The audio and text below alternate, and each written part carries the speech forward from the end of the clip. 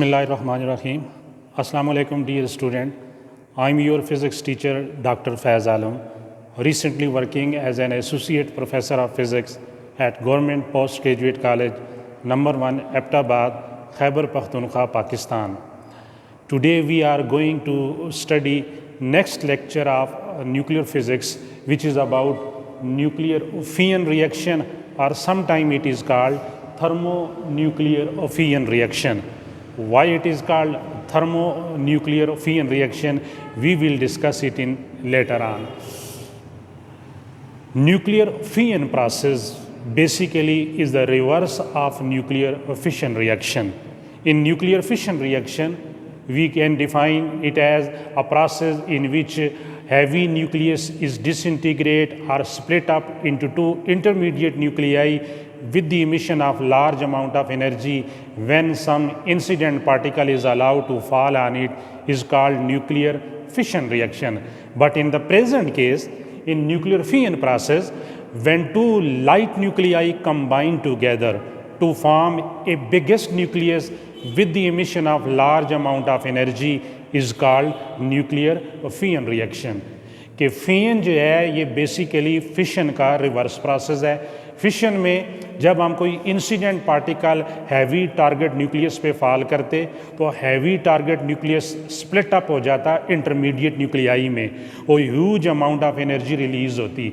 यहाँ पर ये होगा कि लाइट न्यूक्लियाई एक दूसरे के करीब आएंगे, फ्यूज टुगेदर होंगे, कंबाइन टुगेदर होंगे और एक बिगेस्ट न्यूक्लियस बनेगा, और इस प्रोसेस में भी मैसिव और tremendous amount of energy release होगी. तो इस रिएक्शन को या इस प्रोसेस को फिशन रिएक्शन कहा जाता है. अब क्वेश्चन ये है कि ये जो एनर्जी रिलीज हो रही है ये दोनों रिएक्शन में किस कॉन्सेप्ट के तहत हुई है? Due to mass deficient. यानी इस प्रोसेस में जब टू लाइट न्यूक्लियाई आपस में फ्यूज टुगेदर होती हैं तो उनकी सम ऑफ मासेस ग्रेटर होती है as compare to formation of the biggest nucleus. जो बिगेस्ट न्यूक्लियस बनता है उसका मास स्लाइटली लेस होगा एज कंपेयर टू वो जो लाइट न्यूक्लियाई आपस में फ्यूज टुगेदर हो रही हैं उनकी सम ऑफ मासेस से. तो जो मास डेफिशिएंट आता है, डिफरेंस इन मास आता है, वो एनर्जी की शक्ल में रिलीज हो जाता है. इसलिए हम यहाँ पर कह सकते हैं कि न्यूक्लियर फिशन का प्रोसेस हो या न्यूक्लियर फिशन का प्रोसेस हो, जो एनर्जी मिलेगी वो मास डेफिशिएंट अप्रोच के तहत मिलेगी. ये तो इसका हो गया. अब हम थोड़ा सा आते हैं इसकी हिस्ट्री की तरफ कि हिस्टोरिकल बैकग्राउंड क्या है. तो डियर स्टूडेंट याद रख लें 1904 में जेम्स जीन एक साइंटिस्ट था. इसने ये सोचा कि ये सन और जो अदर हार्टेड स्टार्स हैं इससे जो energy in the form of heat और in the form of light हमें मिल रही है, अर्थ सरफेस तक आ रही है, यहाँ कोई प्रोसेस हो रहा होगा. तो कौन सा प्रोसेस सन पे या अदर हार्टेड स्टार पे हो रहा है जिस वजह से एनर्जी रिलीज़ हो रही है? तो जेम्स और जीन्स का आइडिया ये था कि energy release from the sun is due to electron positron annihilation process. जिस तरह पेयर प्रोडक्शन में इलेक्ट्रॉन और पॉजिट्रॉन प्रोड्यूस्ड होते हैं जब फोटॉन डिके होता है in the presence of nucleus, तो रिवर्स प्रोसेस में इलेक्ट्रॉन और उसका anti particle, anti matter positron, इनको आपस में एनाइलेट किया जाए तो फोटॉन प्रोड्यूस्ड होता है. तो 1904 में जेम्स और जीन का ये आइडिया था कि सन और अदर हार्टेड स्टार में भी बेसिकली इलेक्ट्रॉन और पॉजिट्रॉन आपस में एनाइलेट टुगेदर होती हैं और as a result huge amount of energy release होती है. और ये एनर्जी जो है डिफरेंट प्लैनेट्स तक, जिसमें इंक्लूडेड हमारा अर्थ भी शामिल है, यहाँ पहुँच रही है. लेकिन 1920 में एडिंगटन एक साइंटिस्ट था, उसने ये आइडिया दिया कि सन और अदर स्टार्स पे जो एनर्जी रिलीज का प्रोसेस है ये इलेक्ट्रॉन पॉजिट्रॉन एनाइलेशन की वजह से नहीं है. ये एनाइलेशन प्रोसेस नहीं हो रहा. बेसिकली सन में hydrogen is converted into helium, कि सन का जो फ्यूल है सन सरफेस पे या सन का जो कंपोजिशन है, जो एलिमेंट सन को कंपोज करती हैं, उनमें एडिंगटन ये कहता है 71% हाइड्रोजन पाई जाती है, 27% हीलियम है, 0.03% कार्बन है और 0.01% ऑक्सीजन के बारे में भी ख्याल है। तो एनी ऑफ जो दो मेन कंपोनेंट्स, जो दो मेजर एलिमेंट्स हैं सन सरफेस पे, हाइड्रोजन 71% और हीलियम 27%। तो एडिंगटन 1920 में ये कहता है कि सन सरफेस पे बेसिकली हाइड्रोजन जो है वो हीलियम में कन्वर्ट हो रही है, जिसका ये आइडिया 1939 में कंफर्म कर लिया गया। एक जूरी बैठी, उन्होंने 100% इस आइडिया को एक्सेप्ट किया कि 1920 में एडिंगटन ने जो आइडिया दिया था कि energy release from the sun is because of hydrogen is converted into helium, इस आइडिया को ऑथेंटिक मान लिया गया। अब क्वेश्चन ये है कि जब लाइट न्यूक्लियाई आपस में फ्यूज टुगेदर होंगे तो न्यूक्लियस कंटेन पॉजिटिव चार्ज, तो उसके ऊपर तो पॉजिटिव चार्ज है, तो जब पॉजिटिव न्यूक्लियाई एक दूसरे के करीब आएंगे उनके दरमियान कूलम रिपल्शन फोर्स होगी और वो एक दूसरे को क्या करेंगे, रिपेल करेंगे। तो हमें उनको एक दूसरे के करीब लाने के लिए काइनेटिक एनर्जी देनी होगी, उनकी स्पीड को बढ़ाना पड़ेगा। तो डिफरेंट अप्रोचेस हैं कि अगर आप टू पॉजिटिव लाइट न्यूक्लियाई को एक दूसरे के करीब लाते हैं तो आप उनके दरमियान जो काइनेटिक एनर्जी है उसको इतना इंक्रीज कर दो कि कूलम रिपल्शन फोर्स का जो बैरियर है, जो बैरियर पोटेंशियल है, वो ब्रेकअप हो जाए और ये फ्यूज टुगेदर हो जाए और एज ए रिजल्ट एक बिगेस्ट न्यूक्लियस बने और huge amount of energy release हो। तो इस मकसद के लिए थ्योरेटिकली ये आइडिया किया जा सकता है कि जिस तरह आप लोग इलेक्ट्रिक फील्ड अप्लाई करके न्यूक्लियंस की काइनेटिक एनर्जी इंक्रीज करते हैं, लेकिन कितनी ही electric field, electric potential apply करो तो काइनेटिक एनर्जी जो न्यूक्लियन गेन करेंगे वो सफिशिएंट नहीं होगी कूलम रिपल्शन के बैरियर को ब्रेकअप करने के लिए। अब दूसरी बेस्ट अप्रोच है टेम्परेचर प्रोवाइड किया जाए अगर न्यूक्लियंस को, तो वो थर्मल काइनेटिक एनर्जी गेन करते हैं। अब क्वेश्चन ये है कि न्यूक्लियन के दरमियान कूलम रिपल्शन फोर्स के बैरियर को ब्रेकअप करने के लिए how much temperature should be given to these nuclei. तो स्टूडेंट याद रख लें कि जो सन सरफेस और अदर हॉटेड स्टार्स हैं, यहाँ पर जो टेम्परेचर है वो 10⁻7 to 8 केल्विन है। यानी अगर आप अर्थ सरफेस पे न्यूक्लियन को 10⁻7 to 10⁻8 केल्विन टेम्परेचर प्रोवाइड करते हो तो वो इतनी sufficient thermal kinetic energy gain करेंगे कि उनके दरमियान कूलम रिपल्शन फोर्स का बैरियर ब्रेकअप होगा, वो एक दूसरे के करीब आएंगे, बगल गिर हो जाएंगे, गले मिल लेंगे, यानी वो फ्यूज टुगेदर हो जाएंगे, कंबाइन टुगेदर होंगे और एज ए रिजल्ट एक बिगेस्ट न्यूक्लियस बनेगा। उस बिगेस्ट न्यूक्लियस का मास लेस होगा as compare to sum of the masses of two nucleon, और वो जो डिफरेंस इन मास है वो एनर्जी की शक्ल में रिलीज होगा। तो ये प्रोसेस सन पे हो रहा है। तो इसी प्रोसेस को एथेंटिसिटी के तहत एक्सेप्ट किया गया 1939 में। तो अब सन का जो सरफेस टेम्परेचर है, सरफेस टेम्परेचर ऑफ सन जो है ये ऑलमोस्ट है 6000 केल्विन, और इंटीरियर ऑफ सन जो है इसका टेम्परेचर लिटिल बिट ग्रेटर है as compare to surface temperature 1.5 × 10⁻7 kelvin.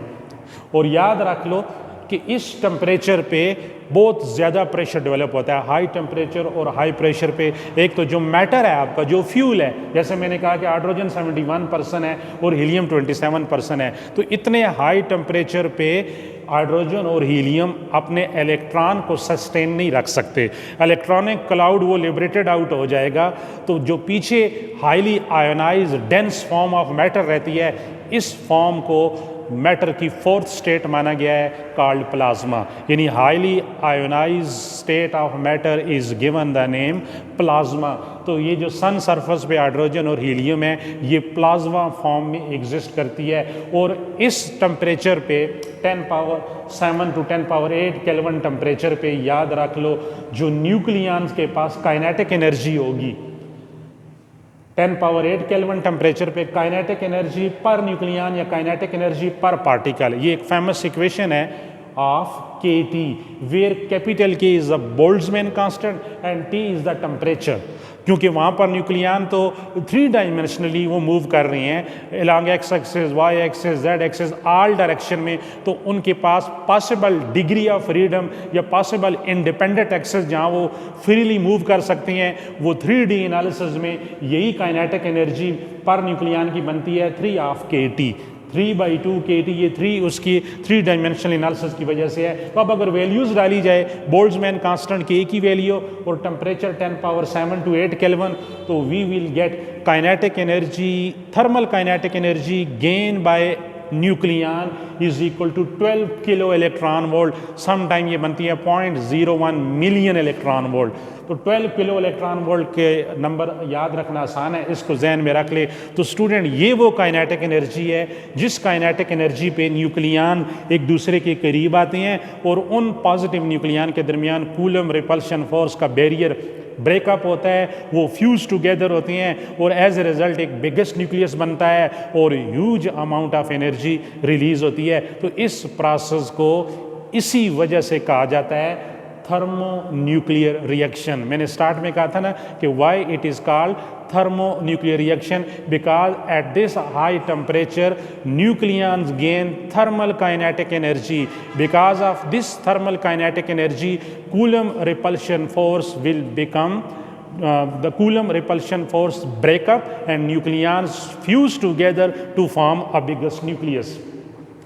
अच्छा, अब जैसे कि मैंने आपको कहा कि जो प्रोटॉन्स हैं सन सरफेस पे इस पर्टिकुलर टेम्परेचर पे थर्मल इक्विलिब्रियम में होंगे विद देयर सराउंडिंग, कि जिनका जो सराउंडिंग है उस सराउंडिंग के लिहाज से ये प्रोटॉन तमाम के तमाम इस हाई टेम्परेचर पे थर्मल इक्विलिब्रियम में होंगे with kinetic energy 12 kilo electron volt, just like thermal neutron in case of nuclear fission reaction. दूसरा, न्यूक्लियर फिशन रिएक्शन में जो थर्मल न्यूट्रॉन था उसकी kinetic energy 0.02 electron volt, 0.02 electron volt, और यहाँ 0.01 मिलियन इलेक्ट्रॉन वोल्ट, बहुत बड़ा मैसिव डिफरेंस है। तो वो न्यूट्रॉन फिशन में with respect to surrounding thermal equilibrium में थे, यहाँ पर ये प्रोटॉन जो है फिशन प्रोसेस में with respect to surrounding thermal equilibrium state में है।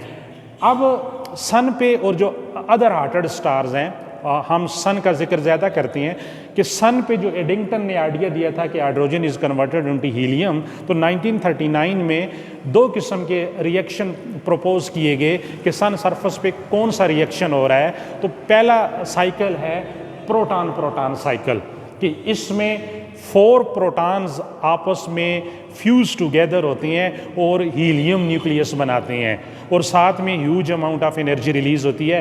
तो ये डिफरेंट स्टेप्स इन्वॉल्व हैं। एट ए टाइम 4 प्रोटॉन एक दूसरे के करीब नहीं आ सकते, क्योंकि अगर at a time single step में चारों प्रोटॉन एक दूसरे के करीब आएँ तो मैसिव किस्म की कूलम रिपल्शन फोर्स वो इतनी ज़्यादा डेवलप हो जाती है कि उन्होंने जो काइनेटिक एनर्जी गेन की है वो coulomb repulsion force thermal kinetic energy के ऊपर डोमिनेंट हो जाएगी और उन्हें फ्यूज टुगेदर नहीं होने देगी। तो ये डिफरेंट स्टेप्स हैं। तो स्टेप नंबर 1, फर्स्ट स्टेप क्या है कि H1 मीन प्रोटॉन, याद रख लो ये highly ionize state of matter है प्लाज्मा फॉर्म में। नॉर्मली H1 हम प्रोटियम लेते हैं, तो ये प्रोटियम नहीं है बल्कि प्रोटॉन है, यानी प्रोटियम का न्यूक्लियस है जिसके ऊपर पॉजिटिव चार्ज है। तो एक प्रोटॉन दूसरे प्रोटॉन H11 प्लस H11 यानी 2 प्रोटॉन आपस में मिलते हैं तो हमें मिलता है ड्यूट्रॉन, ड्यूटेरियम का न्यूक्लियस H12 और साथ में बीटा पॉजिटिव और न्यूट्रिनो एमिट होती है। This was the first step. अब सेकेंड स्टेप में ये जो ड्यूट्रॉन न्यूक्लियस बना है, ड्यूटेरियम का न्यूक्लियस ड्यूट्रॉन, इस ड्यूट्रॉन पे H12 पे अनदर प्रोटॉन आके फ्यूज टुगेदर होता है H11 प्लस H12, तो हमें मिलता है हीलियम 23, यानी हीलियम 23 ये एक आइसोटोप है और साथ में गैमा रे फोटॉन और 5.5 मिलियन इलेक्ट्रॉन वोल्ट एनर्जी। पहले स्टेप में भी तकरीबन 0.75 million electron volt energy release हुई है, तो सेकेंड स्टेप में 5.5। अब ये 2 स्टेप हो गए। फिर देखें, फर्स्ट स्टेप में 2 प्रोटॉन मिलते हैं तो हमें ड्यूट्रॉन मिलता है विद बीटा पॉजिटिव और न्यूट्रिनो। सेकेंड स्टेप में ड्यूट्रॉन के साथ प्रोटॉन रिएक्ट करता है और हीलियम 23 मिलता है। ऐसे ही 2 स्टेप मजीद होती हैं, 2 स्टेप मजीद होती हैं, यानी H11 प्लस H11 H12 मिलेगा, फिर H12 के साथ H11 हीलियम 23 मिलेगा। अब इस तरह की 2 हीलियम 23 यानी टोटल 4 स्टेप्स हो गए।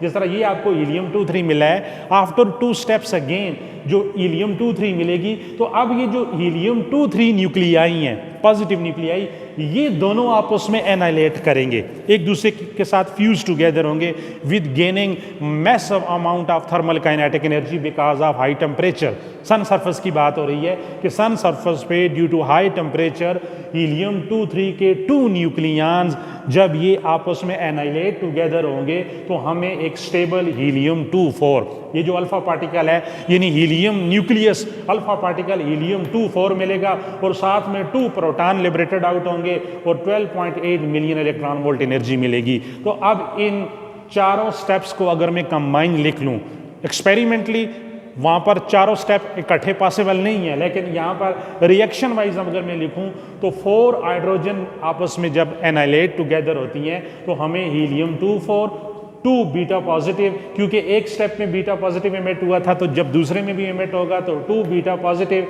एक में गैमा रे फोटॉन एमिट हुआ था जब दूसरे में भी एमिट होगा तो 2 गैमा रे फोटॉन और total 26.7 million electron volt energy release होगी। तो इस फिगर को देखें यहाँ पर कि ये एक हीलियम 2-3 है और ये दूसरा हीलियम 2-3 न्यूक्लियाई है, इसके पास 2 प्रोटॉन है और 3-2 1 न्यूट्रॉन है। तो ये देखें 2 प्रोटॉन और 1 न्यूट्रॉन पे कंसिस्ट करने वाला एक हीलियम न्यूक्लियाई दूसरे हीलियम न्यूक्लियाई के साथ फ्यूज टुगेदर होता है तो आपको as a result helium 2-4, this is helium 2-4 जिसमें 2 प्रोटॉन और 2 न्यूट्रॉन है, ये स्टेबल हीलियम मिलेगी और साथ में 2 गैमा रे, एक गैमा रे ये है दूसरा गैमा रे ये है और 2 प्रोटॉन लिबरेटेड आउट हो रहे हैं और 26.7 million electron volt energy release हो रही है।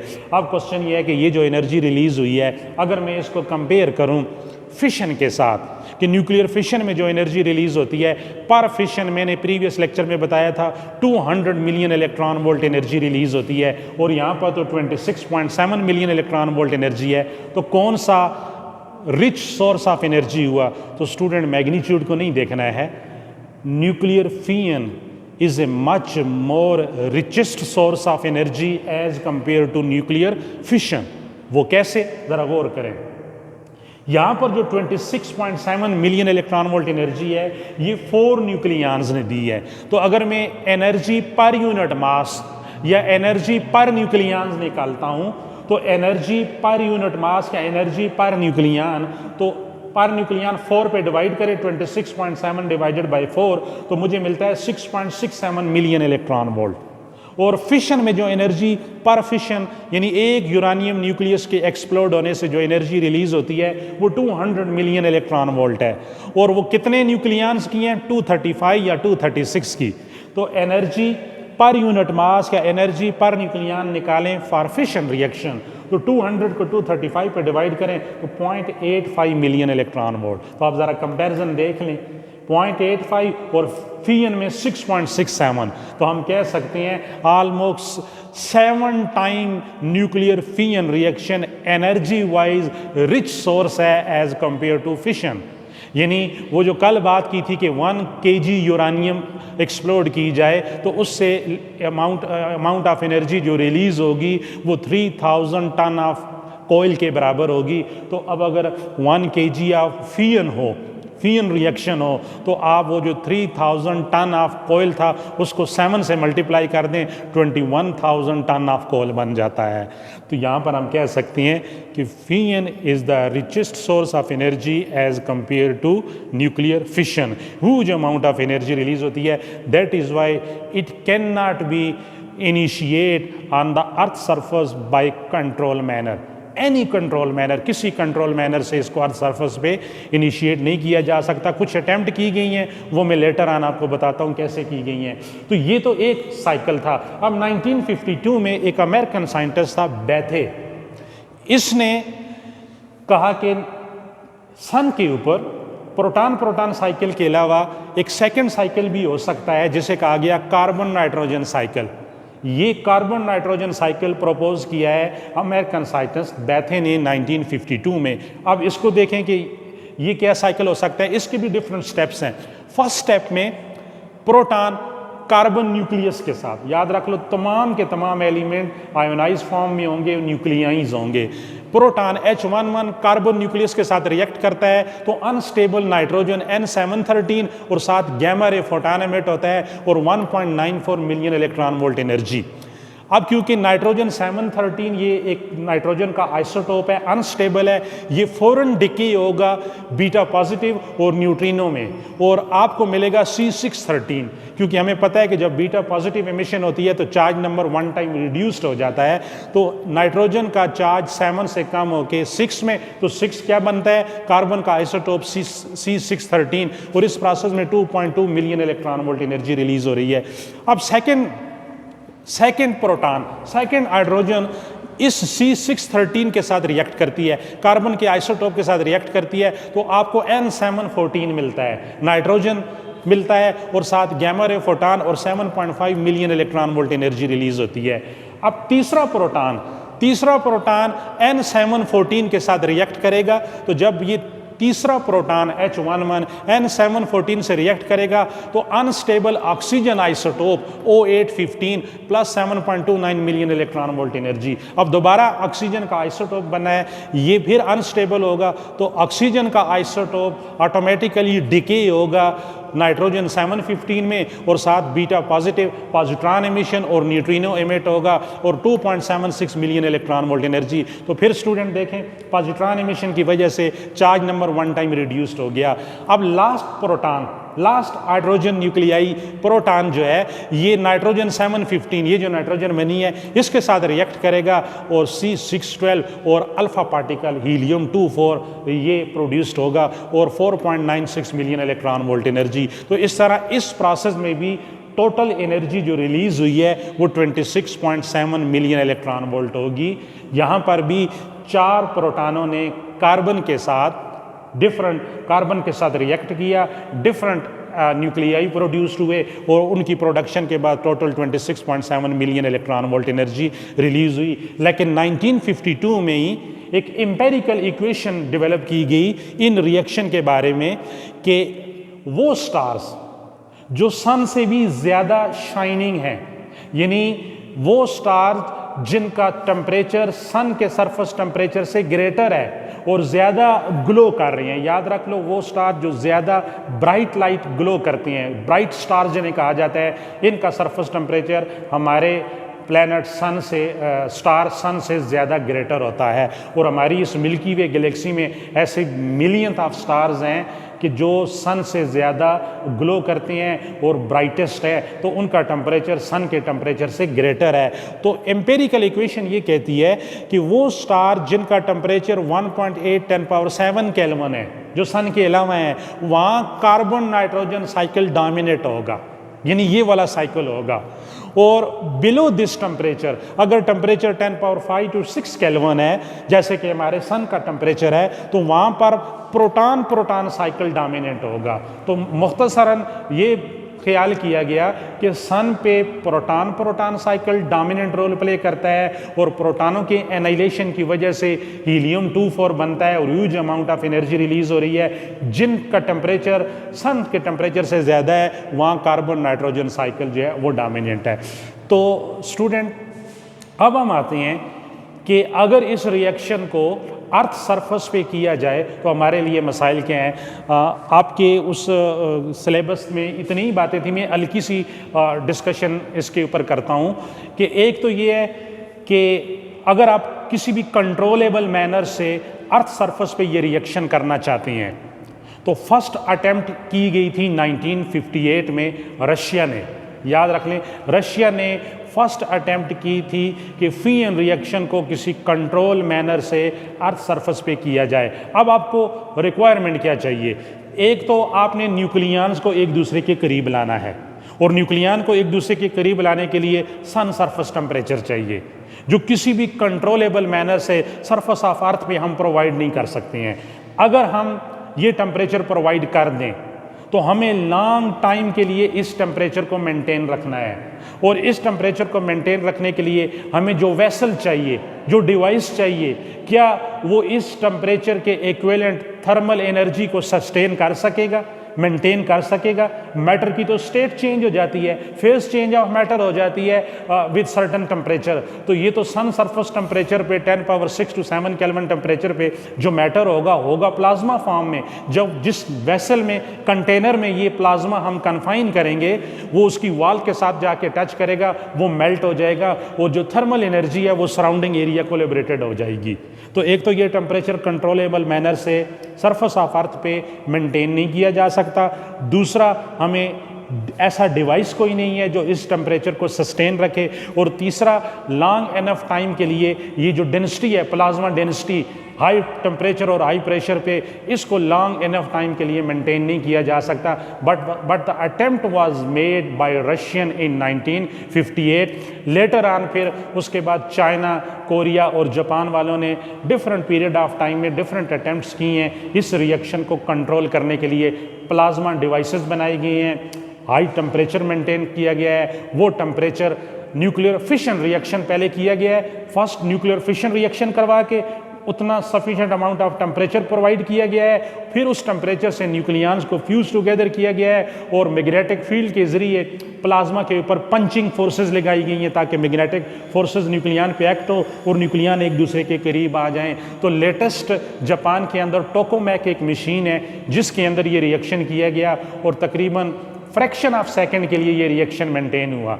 अगर ये लॉन्ग पीरियड ऑफ टाइम के लिए मेंटेन हो गया तो याद रख लें ये इतना रिच सोर्स ऑफ एनर्जी है, यानी थर्मो न्यूक्लियर फिशन रिएक्शन इतना रिचेस्ट सोर्स ऑफ एनर्जी है।